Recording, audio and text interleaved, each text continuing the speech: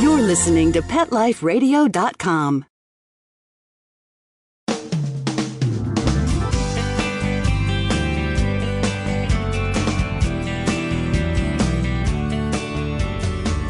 Hello, and welcome to Working Like Dogs on Pet Life Radio.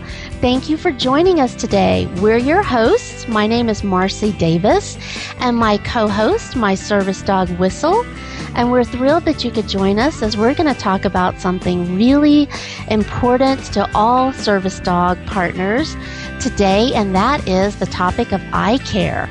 And we have two very special guests today, Dr. William Miller and Stacy Daniel, and they're both representing the American College of Veterinary Ophthalmology.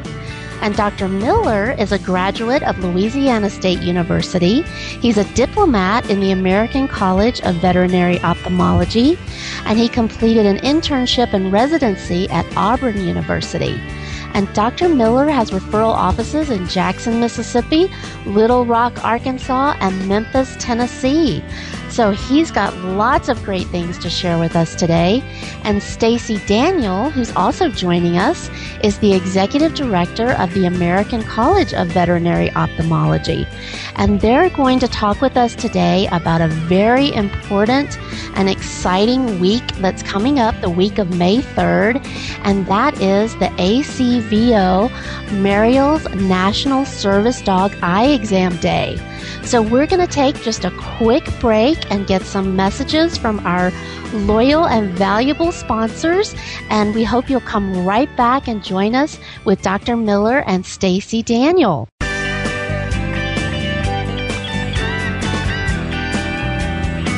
We'll be right back, right after these messages. Stay tuned.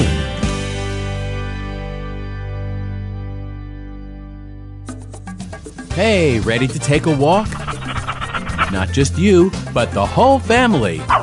It's the 2009 Whisker Walk, Sunday, June 7th from 11 to 3 at the Lancaster Fairground in Lancaster, Massachusetts. Pet owners and animal lovers walk to lend a paw to benefit the animal shelters and pet charities they love. Come see exhibits, demonstrations, educational programs, special attractions, product giveaways, entertainment, auctions, raffles, food, fun, and things for adults and kids to see, do, and buy, both human and pet related. Whisker Walk 2009, a fun day for everyone. For more information, log on to whiskerwalk.org.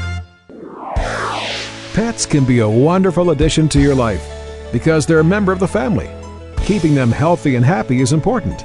Pet Life Radio presents The Pet Doctor with veterinary media consultant and veterinarian Dr. Bernadine Cruz.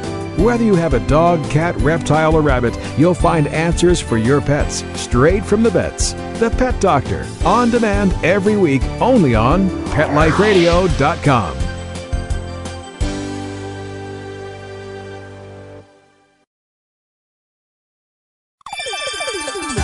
Let's Talk Pets on PetLifeRadio.com.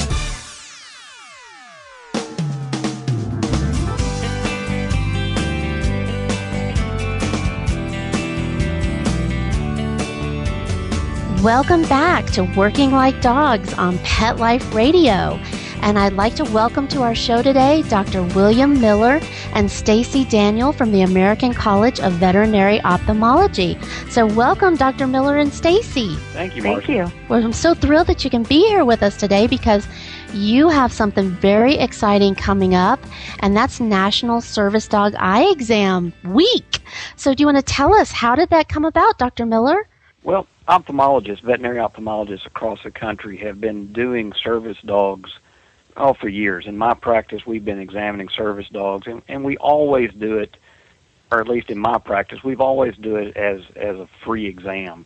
You know, try to give something back to these dogs that really perform so tirelessly in our behalf with nothing asked in return. And that was true among many of my colleagues all across the country. And one of the problems with that is, although we like doing the service, is that we weren't collecting any data from it. And by that is, we were seeing service dogs across the country, and yet we weren't collecting any data that may help us use that information to prevent eye disease in service dogs in the future. For example, let's say we've got a search and rescue dog that works in an environment similar to what occurred on 9/11. Well, if we were looking at those dogs and seeing how their eyes were affected by the work they're doing, we may be able to make recommendations in the future in order to prevent eye disease and keep these dogs in the field and keep them doing their work. The other thing is we recognize the value of these dogs. We recognize that they can't do their job well, and hence they can't protect their owners if they're a service dog, or protect the public if they're a working dog in either drug detection or police work or search and rescue. And so we wanted to be able to pick up eye disease before it became a problem and be able to help these dogs overcome those eye disease before it took them out of service. And so that was the idea behind it. And after talking with my colleagues and everybody was excited to be a part of it. For the most part, everybody that could be a part of it, we're excited to be a part of it. The real work came on Stacy to help get the thing organized, and that's how we started the first one. That is so awesome. And the first one started last year? Yes, ma'am. That is just wonderful. And Stacy, how did you get it all organized? Well, with a lot of help from Dr. Miller at first to help us put together the concepts and what dogs qualify and how it would work. And then my staff and I just basically rolled up our sleeves and started putting together all the portions of the event that we would need. And we had some help from some sponsors and such last year. So it was really a team effort, but overall it couldn't have occurred as well as it did last year without all of the participation that we had from the ophthalmologists. So we just tried to put together a communications plan that would help the doctors be able to offer the same types of services and such to animals around the country. And like Dr. Miller had said, collect that data, send it back to us, and have us collect that and make it available in the future. So it was definitely a collective effort. Well, that's so wonderful, because I have to tell you both that I learned about this event last year when my retired service dog actually started having some eye issues. And he was having such bad allergies that it was affecting his eyes. And the ophthalmologist that I saw, it just happened to be in May, which is when you were having your event. I was not aware of it. But Dr. Kennard in Albuquerque, New Mexico with Eye Care for Animals saw my retired dog Morgan and actually saved his eyes. He was starting to lose them because of, it's very technical, Dr. Miller, that I apologize. I don't know all the terms that I should be sharing with you, but all I can tell you is that your event touched my life and saved my retired service dog's eyes. So I can't thank you guys enough for the work that you're doing. And I think it's so important, the preventative, because I didn't realize that I needed to be getting my service dog's eyes checked every year. And Whistle, our co-host, is getting his eyes checked for the first time this year. So how does someone go about, if they have a working dog, how do they go about qualifying for the free eye exam? Stacy can probably answer that better than I can. Absolutely, Dr. Miller. That's fine. We had to sit down and try to prioritize which dogs we could service the first year. And the second year, we've been able to expand that list slightly. But we have the list posted on our website, which is acvoeyeexam.org. And that would include dogs such as guide dogs, handicap assistance dogs, detection dogs, police dogs, search and rescue dogs. And this year we were able to expand it to some therapy dogs. The key being that these dogs needed to be trained and certified through some sort of formal organization, whether it be regional or national in nature. And that just helped us to make certain that the dogs that are being serviced are qualified, and hopefully in the future we can keep expanding this out to different groups of dogs as we grow. But for now we wanted to make sure that these qualified dogs were seen, and the working dogs or the dogs that are in training were able to be seen if possible. And these dogs, even if you had your dog in the event last year, you're welcome to participate again this year. Well, that's just wonderful. And how many doctors are participating? Is it in every state, Stacy? It's almost every state. We have, I just asked my assistant this morning, about 160 this year. We need to update our website. And they are around the country, and some are in Canada. And it kind of depends. The ophthalmologists in general tend to operate in higher population centers because obviously a boarded specialist, you need to have more people to draw from to run your practice. So if people were to be willing to go to those higher population centers, whether it's in their state or perhaps a border state that's, has a city pretty nearby, they should be able to be serviced. So they're spread out all over the country pretty much. We do have a reference list online that people can pull up and see if somebody's available in their area before they registered. Oh, that's great. I know because I live in Santa Fe, but I found out about that there was a board-certified veterinary ophthalmologist in Albuquerque. So that's how I found Dr. Kennard, who's been providing amazing eye care for my retired service dog since then. So that's awesome. So how do, if a veterinarian wants to participate in this, how do they go about getting information, Stacy? We've worked with the state veterinary medical organizations to try to get the word out, and AVMA, the American Veterinary Medical Association, and AHA, which is the Animal Hospital Association. So we're working through those networks to try to get the information out to the general practice doctors to then hopefully refer their service dogs or their clients to the ophthalmologist for this free eye exam. So we're going about it that way. And then, of course, we've also been working from just direct press with a PR firm trying to get the word out also. But we definitely hope for referrals because our doctors really focus on the general health of the animal, and they will certainly help reaffirm with the pet owners and handlers that the dog's overall health is very important, and eyes are just one aspect of that. So they need to continue their relationship with their general practice doctor also. Right. And you mentioned that there are quite a few sponsors of the event. Can you tell us a little bit more about who's sponsoring it? Absolutely. Marielle has been a key supporter with this program the last 2 years. They were willing to step up last year and help us out when we had no history. We didn't have the program put together at all. They showed a lot of faith in our efforts, and I think they were pleased with what occurred. And they're excited about what we're able to offer this year and kind of expanding the program and helping us get the word out through Marielle and their advertising also. We also have some other sponsors that have been key in helping us just get everything together, and those sponsors include Hills Pet Nutrition and Kong Veterinary Products and Optogen. So with Marielle being our key partner and the other partners helping us along the way, we've been able to really expand the program and hopefully get the word out to more dog owners and handlers to get more dogs in, which is the goal. So. Yeah, that's just so awesome. And I am so thrilled that you're keeping data. I think that's so important to really look at how many dogs are coming in, what kinds of dogs. What other kind of data, Dr. Miller, are you capturing through this event? Well, we're capturing how the eye changes in relationship to what we're asking these dogs to do. We're looking at vision-threatening diseases in these dogs. For example, one dog I saw here in last year, a guide dog named Quest, his owner had not seen any eye problems at all, had not noticed any vision loss in his dog. And yet when we looked in there, we found a tumor on this dog's optic nerve. And so we were able to catch that tumor in such a state before it robbed this dog of his vision in one eye, which would make him, inadmissible for a guide dog for this person.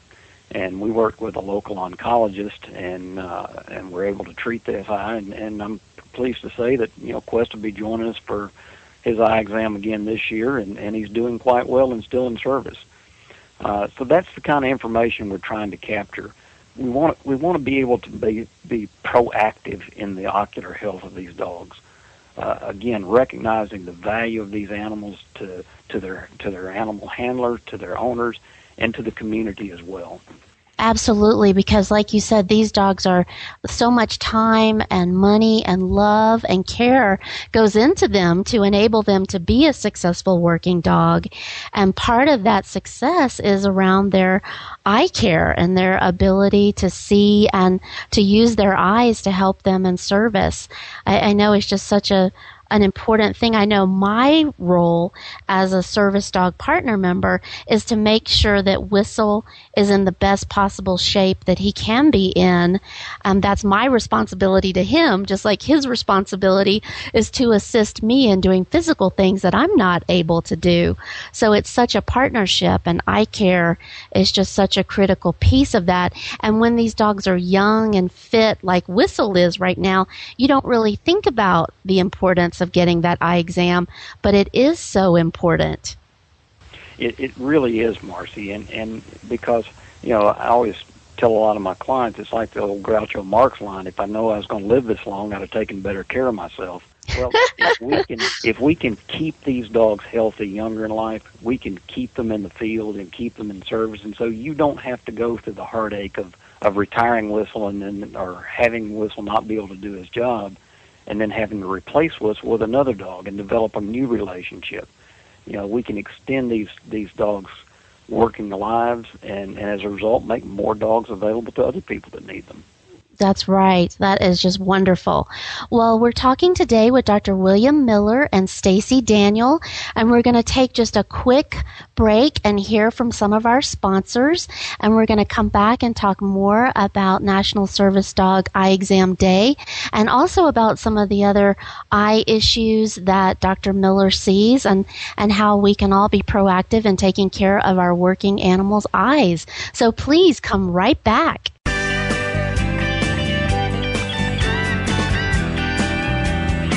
We'll be right back, right after these messages. Stay tuned.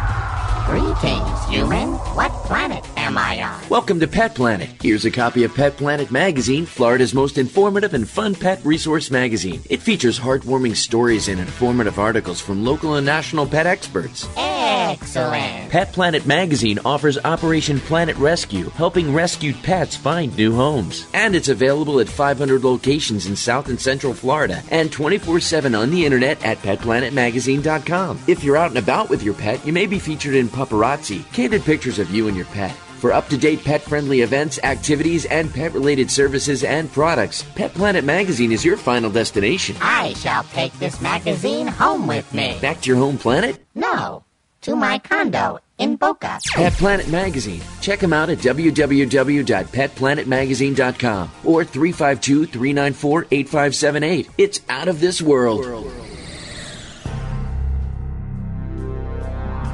Ladies and gentlemen, Pet Life Radio proudly presents DSPN, the Dog Sports and Performance Network. Get ready to unleash the dog sports enthusiast in all of us, from speed drawing and mushing to racing, agility, and competition.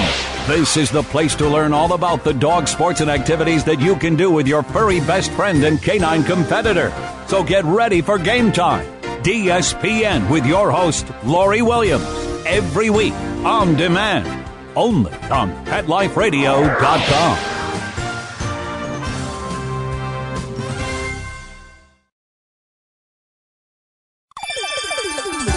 Let's Talk Pets on PetLifeRadio.com.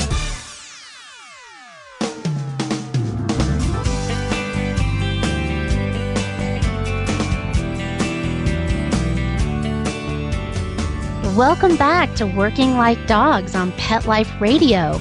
And we're talking today with Dr. William Miller and Stacy Daniel. And we're talking about the wonderful, just so important National Service Dog Eye Exam Week that's coming up the week of May 3rd. And we've been talking about that today. And I wanted to ask Dr. Miller, talk to us and our listeners about some of the most common eye problems that you've seen in working dogs. Well, fortunately, we don't see a lot of ocular disease in working dogs.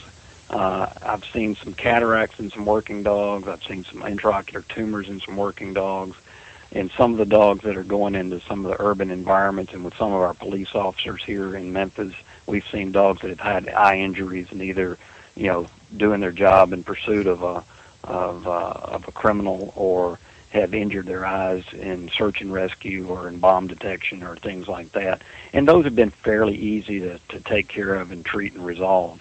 again, the biggest thing on the working dogs is we want to develop a database to be proactive. Yeah, that's so important. And are you seeing so you're tracking them by the type of working dog that they are, or how are you tracking them? Well, we'd be tracking them not only by breed and age, also the type of working animal they are, and hopefully it gets some inference from that about the environment that they're working in.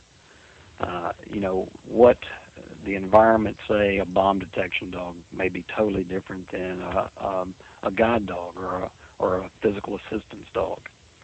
And so, what we'd like to do is since this hasn't been done, we're not real sure exactly where the data is going to collect. So we're going to collect as much data as we can and try to make some inferences from that in the future.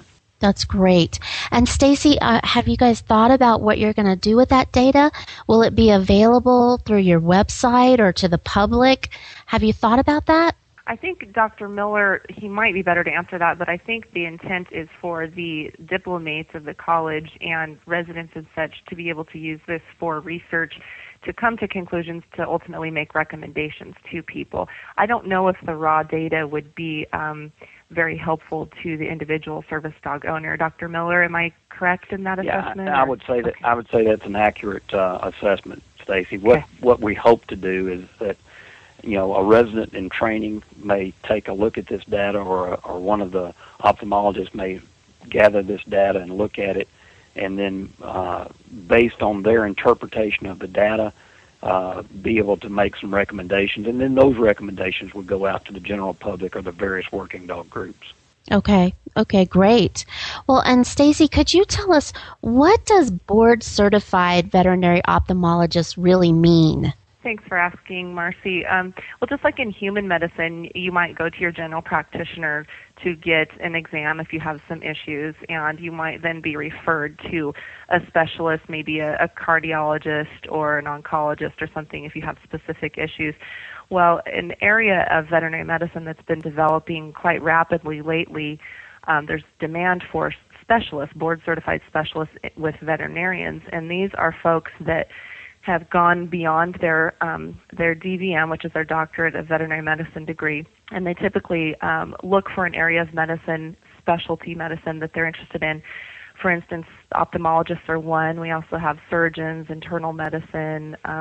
There's a whole litany of them that are developing right now, and people can go to those specialists for specific treatment. And these specialists have gone through advanced training. Typically, from organization to organization, the training might differ slightly, but typically there's an internship program that has to be completed. Our doctors also have to successfully complete 3 years of a residency program, which is very competitive to get into, and pass some credentialing requirements, and ultimately pass a series of exams to become boarded. So by the time this person becomes a board-certified ophthalmologist, they are the best of the best. And I can say that's probably the same with the surgeons in internal medicine and some of the other groups that are out there too. So you know that you have somebody that really has a special focus on that one particular need of the animal instead of an overall focus on overall health of the animal. And that's why the general practitioner and the specialists really work well together. Okay, great. And can you tell us about the American College of Veterinary Ophthalmologists? So I'm guessing that all the board certified participate in that, Stacy. Is that true? Yes, if somebody is interested, let's say they're a general practice veterinarian and they want to become a specialist, they would essentially go through the American College of Veterinary Ophthalmologists and conduct a residency, an approved residency program. And just like I said earlier, they have to go through a series of passing things like credentialing, which is essentially just saying that they have passed their residency program, and then they need to go in and pass a series of exams and in order to become boarded. The organization focuses let me back up. The whole purpose of the organization is essentially to certify these doctors and make them available to the public. But we also offer member services to these doctors and continuing education and then services to the public.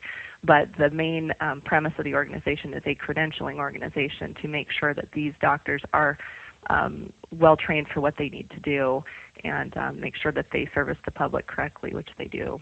So they have a great track record. These doctors are very, very committed, and just their participation in this program should show that, in my opinion. Yeah, absolutely. It's wonderful. And Dr. Miller, can you describe to us what one of these exams will be like? So one of our listeners, if they want to bring in their dog, they'll know what to anticipate? You bet, Marcy. Typically, what we will do is we'll have the people will have already filled out the information from the website, and they'll come in and we will examine the eye. A typical exam involves looking at the front half of the eye first, mostly with a device called a slit lamp. And once that is examined, depending on what we're asking that dog to do that day, we'll either dilate the pupil or we won't dilate the pupil. If the pupil's dilated, it'll take about 10-15 minutes to get the eye dilated, and then we'll examine the back part of the eye, looking at the retina, the optic nerve, the lens, and things like that. One of the things that we're cautious about, let's say we've got a guide dog, and that owner has got things they have to do that afternoon. Well, in a routine eye exam, dilating a dog really doesn't affect their vision significantly like it does in people. But just to be on the safe side, I probably wouldn't dilate that guide dog for that day. Now, if the people are not going to be doing anything for the next 4 hours, in order to really do a more thorough exam, I would dilate the pupil. Typically, the eye exam is very similar to what you would have done at your ophthalmologist office. And what we're going to do is, this is a survey exam. If disease is found, we'll discuss with the partner about that disease and what needs to be done in order to get that problem resolved. Well, that's wonderful. And I know when I took my retired service dog in for his exam, they were just so respectful. They did as much of the exam as they could with him by my side.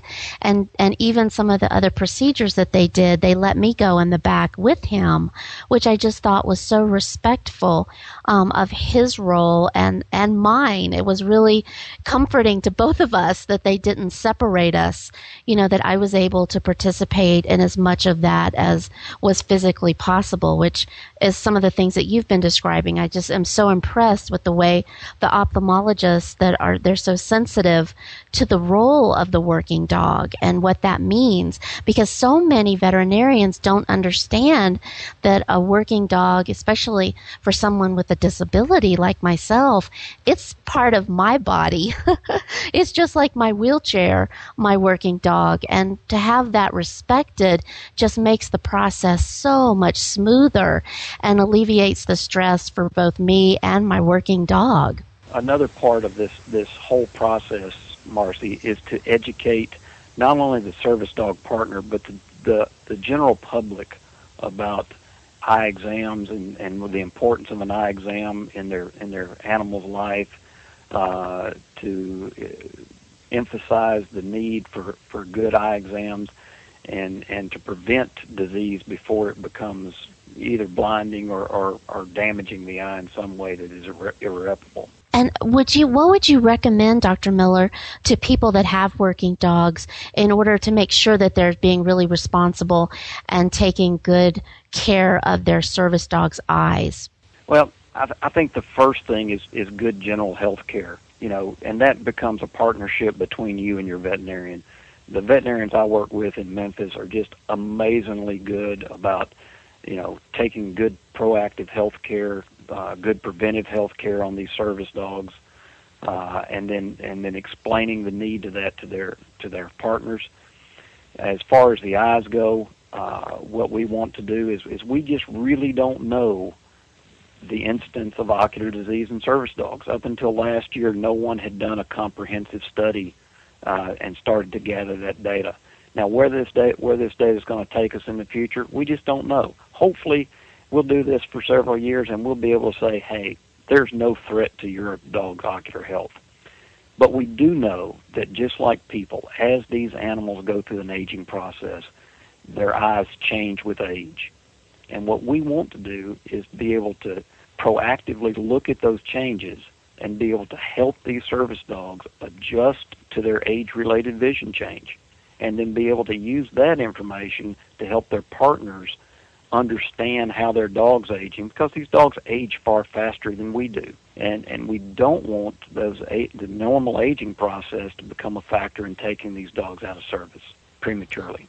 You're exactly right, and I am just so thrilled. I cannot thank you and Stacy enough for the work that you're doing and your leadership and making sure that people with working dogs have the opportunity to get an eye exam, and also that you're looking into the future and gathering some data so that you can really do a comprehensive study on the impact and the effects of eye issues for these amazing working animals. So tell me again, Stacy, if someone wants to get an eye exam, they want to participate in this year's event, what should they do? Well, first they need to, if they have access to the internet, they go to acvoeyeexam.org, and when they open that up, they can check to see if their dog qualifies first.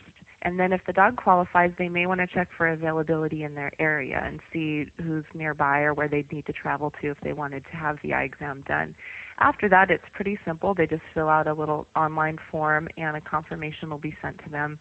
And the confirmation has a registration number, and they can take that with them to their appointment. After they complete the registration form, they can then contact one of those doctors that they were interested in and make an appointment. So all we ask after that is that they please make sure that they bring any paperwork that shows that they are a service dog, that they're trained, and that confirmation form to an appointment, and hopefully show up early for the appointment, since these are, being generously offered by our doctors. And everything else they should be able to be led through the process at the clinic, and they'll be told specifically which dates and which times are available at different clinics, because that's dictated based on the clinic's needs and such. So if somebody has accessibility issues, they can certainly give us a call, and we can help them fill out the form online over the phone, and we can get them the information that they need over the telephone instead. So great. And what number should they call, Stacy? The ACVO's main number is 208-466-7624. And we do ask that unless people have accessibility issues, that they do it online, because we have a very small staff, so it's difficult for us to do that if we were inundated. But if they cannot access online, we'd certainly be happy to help them over the telephone. That's wonderful. So you're really, truly making it accessible to everybody. We're trying. That's so exciting. Well, I'm so sorry we're out of time, but I would like to sincerely thank our guests today, Dr. William Miller and Stacy Daniel, for being with us and talking about their exciting event, National Service Dog Eye Exam Day, which will be celebrated the entire week of May 3rd. And I hope that our listeners, if you have a working animal, you will really take advantage of this wonderful opportunity and make sure that we're all taking good care of our working animals' eyes. So thank you for joining us, and I'd like to thank our producers for making our show possible. If you want more information about National Service Dog Eye Exam Day, again, that website is acvoeyeexam.org. And if you'd like to contact me, if you have any feedback for us or comments or ideas for a show, please email me at marcy@petliferadio.com. So thanks so much for joining us, and I hope you'll come back and hear more about working dogs of future shows. Thanks so much. Let's Talk Pets, every week on demand, only on PetLifeRadio.com.